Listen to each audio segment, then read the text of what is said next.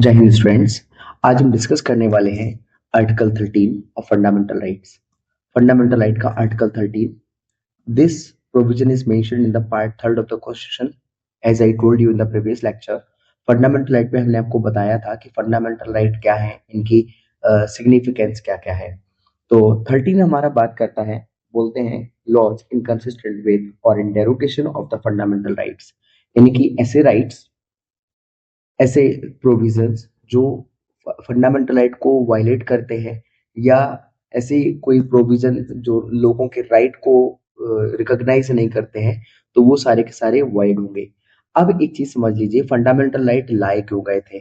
तो fundamental right को लाने के पीछे का रीजन था कि स्टेट गवर्नमेंट डायरेक्ट इसको स्टेट गवर्नमेंट डिक्टेटरशिप गवर्नमेंट में ना कन्वर्ट हो जाए, यानी कि स्टेट गवर्नमेंट कोई ऐसे लॉज ना बनाए जिससे लोगों के राइट को रिकॉग्नाइज ना किया जाए, जिससे लोगों के राइट को वायलेट कर दिया जाए। तो पार्ट थर्ड का मेन ऑब्जेक्टिव था कि हमारे राइट को, हमारी फ्रीडम को प्रोटेक्ट करना, ठीक है, स्टेट की आर्बिट्रेरी पावर से।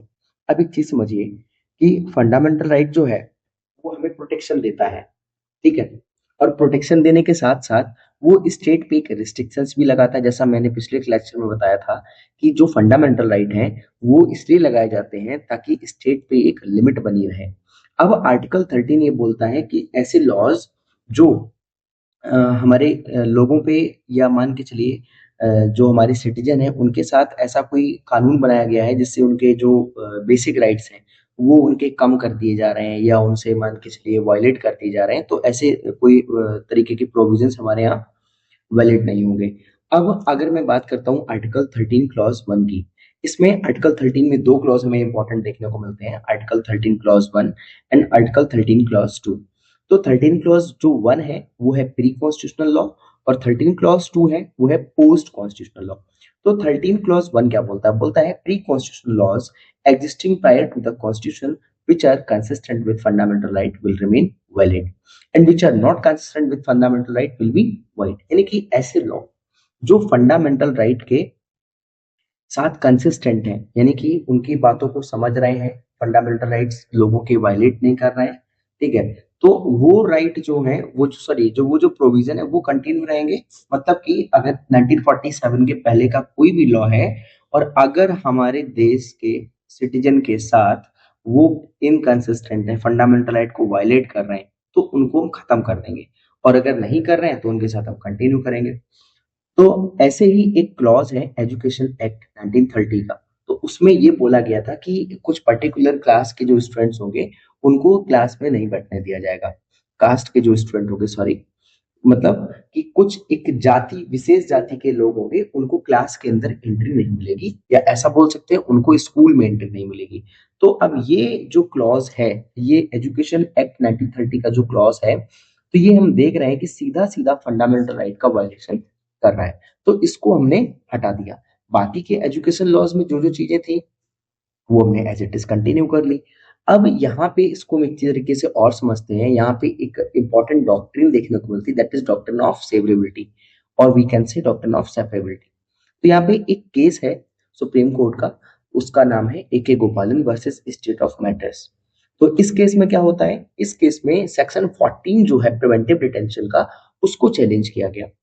उसमें था क्या कि miss according to this section miss section 14 of PD, अगर कोई भी पर्सन डिटेन किया जा रहा है तो उसको डिस्क्लोज नहीं करनी थी अपने ग्राउंड्स ऑफ डिटेंशन को, तो इसको चैलेंज कर दिया गया, ठीक है। अब इसी अगर हम इसी मद्रास एक्ट की बात करें, सॉरी AK गोपालन versus state of Madras act की बात करें, तो यहाँ पे सुप्रीम कोर्ट ने क्या किया, उसको रिफाइन कर दिया कि भैया ये चीजें गलत है, एक्शन जो जो सेक्शन 14 है, तो सेक्शन 14 क्या है, ये अगेंस्ट द फंडामेंटल राइट है, तो इसको हम हटा देंगे।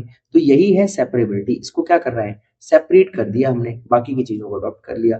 तो if we apply doctrine of separability, तो यहाँ पे हमने क्या कर दिया, फिल्टर आउट कर दिया जो प्रिवेंटिव डिटेंशन एक्ट था, ठीक है। अब यहाँ पे क्या है कि जो बाकी की प्रिवेंटिव डिटेंशन में जो प्रोविजंस हैं वो कंसिस्टेंट है फंडामेंटल राइट के साथ, तो उसके साथ हमने कंटिन्यू कर लिया। और जो जो सेक्शन 14 था वो क्या था, वो फंडामेंटल राइट के अगेंस्ट में था, वो कंसिस्टेंट नहीं था, इसलिए हमने उसको हटा दिया। एक ऐसे ही और हमें एक केस देखने को मिलता है, Bhikaji versus state of Madhya Pradesh. तो यहाँ पे क्या था कि एक मोटर व्हीकल एक्ट था, 1947 का, जिसका नाम है बरार मोटर व्हीकल एक्ट। तो यहाँ पे उसको चैलेंज किया गया। ठीक है, अब अगर हम 13 क्लॉज 2 की बात करते हैं, तो 13 क्लॉज 2 में हम देखते हैं कि बोलते हैं कि, एक सेकेंड, हाँ, अमेंडेबिलिटी ऑफ फंडामेंटल राइट। ये पोस्ट कॉलोनियल लॉज हैं, यानी कि ऐसे लॉज जो बाद में बनाए गए कॉन्स्टिट्यूशन के बाद, या बोल सकते हैं आजादी के बाद। तो बोलता है, it says that it state shall not make any law that takes away or abridges one or more fundamental right. If such a law is passed, then the law shall be unconstitutional and void to the extent of the inconsistency। Means state government कोई ऐसा law नहीं बनाएगी, जैसा मैंने आपको पिछले अभी भी मैंने बताया कि फंडामेंटल राइट क्या करते हैं, स्टेट गवर्नमेंट के ऊपर रेस्ट्रिक्शंस लगाते हैं, लिमिट लगाते हैं कि वो कहीं डिक्टेटोरियल फॉर्म ऑफ गवर्नमेंट में कन्वर्ट ना हो जाए, या कोई ऐसा प्रोविजन ना बना दे जिससे उनके सिटीजन्स का लॉस हो या बहुत सारे लोगों को प्रॉब्लम हो उस तरीके से। तो 13 क्लॉज 2 क्या बोलता है कि state will not make any law, state इस तरीके का कोई भी लॉ नहीं बनाएगी जो लोगों से उनकी आजादी छीनता हो या लोगों से उनके फंडामेंटल राइट को लेता हो। लिखा है, state shall not make any law that takes away or abridges one or more fundamental right. If such a law is passed, then the law shall be unconstitutional and void to the extent of the inconsistency। However, seemingly against the provision of Article 13 Clause 2, the First Amendment Act 1951 introduced। अब इसी के basis पे क्या हुआ, 1951 का एक amendment introduce हुआ। तो फर्स्ट अमेंडमेंट 1951 जो है, उसमें क्या हुआ कि उसमें एक प्रोविजन था जो आर्टिकल 15 क्लॉज 4 के सीधा सीधा अगेंस्ट था। ठीक है, अब इसने क्या किया, इसने अमेंड किया 19 आर्टिकल को भी, 19 आर्टिकल 19 क्लॉज 6 को, through which reasonable restrictions were put on right to vocation. और राइट टू वोकेशन जो है उस पे भी रीजनल रिस्ट्रिक्शंस लगा दी। First amendment act also introduced 9 schedule to the constitution which took away the power of judicial review of the court. अब देखिए, जो आर्टिकल 13 है, तो 13 आर्टिकल मैंने आपको बताया स्टार्टिंग में, क्या बोलता है कि लॉ इनकंसिस्टेंट विथ और in derogation of the fundamental right. It declares that all the law that are inconsistent with or in derogation of any of the fundamental rights shall be void। This power has been conferred on the Supreme Court and High Court, that can declare a law unconstitutional and invalid on the grounds of contravention of any fundamental right। It expressively provides for the doctrine of judicial review। अब देखिए, judicial review की बात हो रही है, और यहाँ पे जुडिशियल रिव्यू को ये लोग खत्म ही कर देते हैं, या ऐसा मान लीजिए जुडिशियल रिव्यू की पावर जो होती है कोर्ट की वो एकदम कम कर देते हैं। That is, law added in the 9th schedule was supposed not to be questioned in the court on the grounds that the law was violated of fundamental right। यानी कि जो 9th शेड्यूल ऐड किया गया था उसको हम question नहीं कर सकते कोर्ट में कि भैया ये क्यों वायलेट कर रहा है या ऐसा कुछ क्यों है। Now the first amendment act was challenged before supreme court in Shankari Prasad versus union of India 1951, but the judgment came in the favour of parliament. देखो होता क्या है, फर्स्ट कॉन्स्टिट्यूशनल अमेंडमेंट एक्ट आया 1951 में। ठीक है, देखिए हम यहाँ पे किसी पे पॉइंट आउट नहीं कर रहे हैं, हम ये नहीं बोल रहे हैं, लेकिन हाँ कुछ ना कुछ। अब ये सोचिए कि 1950 में हमारा कॉन्स्टिट्यूशन बन के रेडी हुआ, लेकिन एक साल बाद ही उसको अमेंडमेंट करने की जरूरत पड़ गई। तो थोड़ा सा सोचने लायक है यूपीएससी के पर्सपेक्टिव से। Now the first amendment act was challenged before supreme court. अब सुप्रीम कोर्ट में फर्स्ट कॉन्स्टिट्यूशनल अमेंडमेंट एक्ट को चैलेंज किया गया, और वो केस था शंकरी प्रसाद का। ठीक है, Shankari Prasad versus union of India. लेकिन एक चीज समझो कि जो 13 जो article sorry first amendment act जो आया, तो उसने क्या किया, उसने जुडिशियल रिव्यू की पावर को कम कर दिया। ठीक है, साथ ही साथ उसने ये भी किया कि जो आर्टिकल 15 क्लॉज 4 है, या मोटा मोटा देखे तो जो स्पिरिट है आर्टिकल 15 की उसको खत्म कर दिया, या उसके अगेंस्ट में था। तो इस तरीके से क्या हुआ, वो जो शंकरी प्रसाद केस आया उसको एक बार हम देख लेते हैं। तो अगर हम Shankari Prasad versus union of India 1951 case की बात करें, तो इसने क्या किया, इसने डायरेक्ट चैलेंज किया फर्स्ट अमेंडमेंट एक्ट 1951 को। ठीक है, supreme court declare the case that the parliament enjoys two type of legislative power, ordinary power and constitutional legislative power. अब ऑर्डिनरी पावर क्या थी वो एक बार देख लीजिए। ऑर्डिनरी लेजिस्लेटिव पावर की अगर हम बात करते हैं, तो ऐसी पावर जो कॉन्स्टिट्यूशन में मेंशन नहीं है, हम एक नया पार्लियामेंट में प्रोविजन ला रहे हैं, पार्लियामेंट से उसको पास कराना पड़ेगा, प्रेसिडेंट साइन करेगा तब जाकर के बनेगी, दिस इज ऑर्डिनरी लॉ। ठीक है, अब अगर हम कॉन्स्टिट्यूशनल लेजिस्लेटिव पावर की बात कर रहे हैं, तो ऐसा प्रोविजन जो हमारे कॉन्स्टिट्यूशन में मेंशन है, लेकिन आज के टाइम पे हमारी नीड अलग है, तो हमें उसको चेंज करना है या एडिट करना है, तो हम कॉन्स्टिट्यूशन में अमेंडमेंट करके अगर हम उस चीज को लेकर के आ रहे हैं तो उसको बोलते हैं constitutional legislative power, that is this is mentioned under article 368। ठीक है।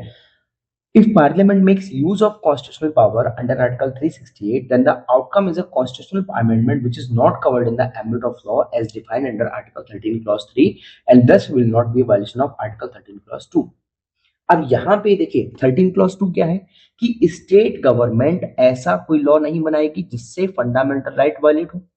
ठीक है, तो यहाँ पे क्या है कि parliament make use of constitutional power, parliament क्या कर रही है, कॉन्स्टिट्यूशनल पावर का यूज करके आर्टिकल 368 में then the outcome is power under article 368, यानी कि 368 पावर अंडर के 368 आर्टिकल के अंडर में इस पावर को यूटिलाइज कर रही है और एक कॉन्स्टिट्यूशनल अमेंडमेंट करती है जो which is not covered in the ambit of law as a defined under article 13 clause 3, जो 13 क्लॉज 3 के यहाँ अंडर में जो मतलब मेंशन नहीं है, not covered in the ambit of law as defined under article 13 clause 3। तो अब क्या होगा, this will not be a violation of 13 clause 2, यानी कि यहाँ पे उन्होंने साफ साफ बोला है, सुप्रीम कोर्ट ने सीधा सीधा पार्लियामेंट को पावर दे दी, पावर पार्लियामेंट के फेवर में जजमेंट दे दिया कि भैया अगर आप 368 के तहत आपके पास ये पावर है, अगर आप कोई भी लॉ बना रहे हो और वो मेंशन 13 क्लॉज 3 में मेंशन नहीं है तो ये वायलेशन 13 क्लॉज 2 का नहीं होगा।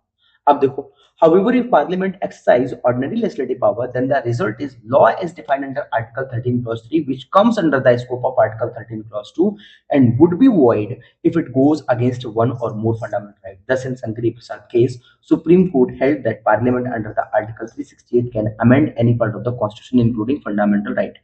अब इस केस में क्या होता है कि सुप्रीम कोर्ट ऑर्डर कर देता है पार्लियामेंट को, या पार्लियामेंट ऐसा बोल सकते हैं पार्लियामेंट के फेवर में जजमेंट जाता है, तो वहां पे क्या होता है कि भैया सुप्रीम पार्लियामेंट कोई भी लॉ को बना सकती है। ठीक है, कोई भी लॉ को बना सकती है और वो अमेंडमेंट भी किसी भी आर्टिकल में कर सकती है, ये चीज उन्होंने बोली। अब शंकरी प्रसाद केस तो हो गया, फिर इसके बाद एक केस आया 1967 में, that is Golaknath versus state of Punjab. तो अब इस केस में क्या हो गया, अब सुप्रीम कोर्ट ओवर रूल कर रही है। ओवर रूल कैसे कर रही है कि उसने पिछले डिसीजन में क्या बोला कि under the article 368 parliament can amend any part of the constitution including fundamental right. अब यहां पे देखिए supreme court overruled its earlier decision and held that article 368 contains only the procedure to amend the constitution but it does not confer the power upon the parliament to amend the constitution and thus parliament cannot amend any part of the constitution including fundamental right। मतलब कि देखो पहले supreme court ने बोला कि parliament की power है, parliament article 368 के अंडर में कॉन्स्टिट्यूशन के किसी भी पार्ट को अमेंड कर सकती है इंक्लूडिंग फंडामेंटल राइट। अब इस केस में Golaknath versus state of Punjab 1967 के केस में सुप्रीम कोर्ट ओवर रूल करती है और बोलती है कि आर्टिकल 368 में ऐसा कहीं मेंशन नहीं है कि पार्लियामेंट किसी भी पार्ट में अमेंड कर दे। तो देखिए यहाँ पे मेंशन क्या है, it contains only the procedure to amend the constitution, यहाँ पे सिर्फ एक प्रोसीजर मेंशन है कि कॉन्स्टिट्यूशन में अमेंड करना है, but it does not confer the power upon the parliament to amend the constitution. लेकिन ये पार्लियामेंट को पावर नहीं देता है। देखिए आर्टिकल 368 मेंशन है लेकिन उसमें ये कहीं नहीं बोला गया था कि ये पार्लियामेंट के पास ही पावर है। ऐसा इसमें उन्होंने बोला कि ये जो केस है, इस केस में बता रहे हैं कि this case under this case article 368 contains only the procedure to amend the constitution. केवल एक प्रोसीजर है, जो विधि है, प्रोसेस है, किस प्रोसेस से हम 368 के आर्टिकल को आर्टिकल 368 के तहत हम पार्लियामेंट हमारा कॉन्स्टिट्यूट अमेंड करता है। दस parliament can not amend any part of the constitution including fundamental right. अब यहाँ पे पार्लियामेंट किसी भी फंडामेंटल राइट को अमेंड नहीं कर सकती। ठीक है, however parliament responded by passing 24th amendment act 1971। अब इसका बदला पार्लियामेंट लेती है कैसे, 1971 में। याद रखिए ये वही फेज था जब इंदिरा गांधी यहाँ पे सरकार में हुआ करती थी और क्लास 12th में हमने पॉलिटिकल साइंस में पढ़ते हैं जो डेमोक्रेसी थी, तो डेमोक्रेसी में हमारे 3 ऑर्गन होते हैं, एग्जीक्यूटिव, लेजिस्लेटिव और जुडिशरी। तो यहाँ पे एग्जीक्यूटिव वर्सेस जुडिशरी हो गया था, जबकि हम क्या बोलते हैं, they all can maintain check and balance they all can keep an eye on each other, ये एक दूसरे के ऊपर नजर रख सकते हैं ताकि कहीं भी ओवर रूल ना कर पाए। अब पार्लियामेंट क्या कर रही है, पार्लियामेंट में एक लॉ पेश कर दिया गया है, कॉन्स्टिट्यूशनल अमेंडमेंट एक्ट इंट्रोड्यूस कर दिया गया जो बोलता है which amended the title of article 368। अब देखिए आर्टिकल 368 का टाइटल पहले क्या था, ठीक है, अब क्या हो गया, अब उन्होंने आर्टिकल 368 के टाइटल को एडिट कर दिया क्योंकि उसमें पहले मेंशन नहीं था। अब क्या बोलता है, the procedure, article 368 says that the procedure to amend the constitution and the power to amend the constitution in the hand of parliament. यानी कि जो प्रोसीजर है कॉन्स्टिट्यूशन को अमेंड करने का और जो पावर है कॉन्स्टिट्यूशन को अमेंड करने की वो किसके हाथ में है, वो पार्लियामेंट के हाथ में। This was Golaknath versus state of Punjab act. Okay, अब एक चीज देखिए, एक केस और आता है, Kesavananda Bharati versus state of Kerala 1973 में। ये क्या बोलता है, 24th Constitutional Amendment Act which amended the title of Article 368 was challenged among other thing। इस केस में क्या हुआ कि आर्टिकल 368 के जो टाइटल को जो चेंज किया गया था Golaknath versus state of Punjab case के बाद 24th अमेंडमेंट एक्ट में, तो यहाँ पे केशवानंद भारती केस में उस 24 अमेंडमेंट एक्ट को चैलेंज किया गया और इसमें ये बोला गया कि but supreme court upheld that the constitutional validity of the 24th constitutional amendment act and declared that parliament by the virtue of its power under article 368 can amend any part of the constitution including fundamental right, however no amendment should disturb the basic structure of the constitution। अब यहाँ पे एक नया term आ गया भारत सरकार के सामने और उसमें ये बोला गया कि सुप्रीम कोर्ट ने आदेश दिया कि पार्लियामेंट अंडर आर्टिकल 368 किसी भी पार्ट को अमेंड कर सकती है इंक्लूडिंग फंडामेंटल राइट, लेकिन वो कॉन्स्टिट्यूशन के बेसिक स्ट्रक्चर से छेड़छाड़ नहीं करेगी। तो ये बहुत इंपॉर्टेंट टर्म आ गया हमारे पास, यहाँ पे बेसिक स्ट्रक्चर का पहली बार यूटिलाइज हुआ। ठीक है, पहली बार उन्होंने मेंशन किया कि हाँ भाई ठीक है, इस तरीके से काम नहीं होंगे कि आप कॉन्स्टिट्यूशन के बेसिक स्ट्रक्चर के साथ छेड़छाड़ करें। ठीक है, तो ये था हमारा Golaknath versus state of Kerala. अब यहाँ पे बेसिक स्ट्रक्चर की बात आती है, तो बेसिक स्ट्रक्चर क्या क्या है, ठीक है। अब बेसिक स्ट्रक्चर का जैसे एक एग्जांपल मैं बताऊं आपको, अमिताभ बच्चन की wife Jaya Bachchan, Jaya Bachchan was the सांसद, Jaya Bachchan was the member of parliament, लेकिन यहाँ पे एक टर्म मेंशन होता है कि profit of, office of profit, यानी कि कोई ऑफिस प्रॉफिट के ऑफिस पे नहीं होना चाहिए, कोई ऐसा नहीं होना चाहिए जहां से आप सैलरी वैलरी उठा रहे हैं। ठीक है, तो ऑफिस ये भी, इसके भी कई कई टर्म्स हैं कि बहुत सारे ऐसे चीजें बनाई गई कि जहां पे इसको बोल दिया गया कि office of benefit, office of profit में नहीं होंगे। तो यहाँ पे ऐसे ही ऑफिस ऑफ प्रॉफिट की अगर हम जब बात करते हैं तो कई तरीके के इसमें बिजनेस इंक्लूड होते हैं कि जो ऑफिस ऑफ प्रॉफिट में इंक्लूड नहीं माने जाते हैं। ठीक है, अब ऐसे ही अलग अलग जजमेंट में बेसिक स्ट्रक्चर की जो डेफिनेशन है वो बदलती गई।